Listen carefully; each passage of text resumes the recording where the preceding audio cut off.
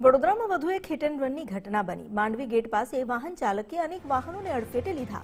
બેફામ રીતે કાર હંકારી ચાલકે અનેક લોકોના જીવ જોખમમાં મૂક્યા। કાર ચાલકે લોકો પર કાર ચઢાવવાનો પણ પ્રયાસ કર્યો। લોકોએ પથ્થરમારો કરી કારના કાચ તોડી નાખ્યા।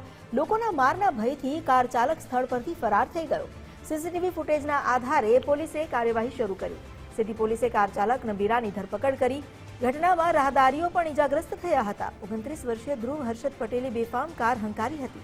પોલીસ દ્વારા આરોપીનું મેડિકલ ચેકઅપ કરાવીને તેણે નશો કર્યો છે કે કેમ તેની પણ તપાસ કરવામાં આવશે। જો નશો કર્યો હશે તો વધુ કલમોનો ઉમેરો કરાશે। વધુ જાણકારી આપી રહ્યા છે સંવાદદાતા અલ્પેશ સુથાર। અલ્પેશ, આ જે નબીરો છે તેનું મેડિકલ ચેકઅપ પણ કરવામાં આવશે, શું વધુ અપડેટ્સ છે? બિલકુલ જે રીતે વાત કરીએ તો માંડવી ગેટ પાસેની આખી આ જે ઘટના છે ને દિવસે દિવસે વડોદરા શહેરમાં સતત અકસ્માત તેમજ હિટ એન્ડ રનની ઘટનાઓમાં વધારો થઈ રહ્યો છે। જે વાહન ચાલકો છે તે ક્યાંક ને ક્યાંક બેફામ રીતે હંકારી રહ્યા છે અને અનેક લોકો છે તેઓના જીવ પણ જોખમમાં મૂકી રહ્યા છે। આ જ પ્રકારનો બનાવ ગઈકાલે મોડી રાત્રે માંડવી છે ત્યાં બન્યો હતો અને સીસીટીવી દ્રશ્યો પણ તેના સામે આવ્યા છે કે આ જે બેફામ કાર ચાલક છે તે કઈ રીતે અનેક લોકોને અડફેટે લે છે, સાથે સાથે જે લોકો તેને ઉભો રાખવાનો પ્રયાસ કરે છે તેના પર પણ કાર ચડાવવાની કોશિશ કરે છે।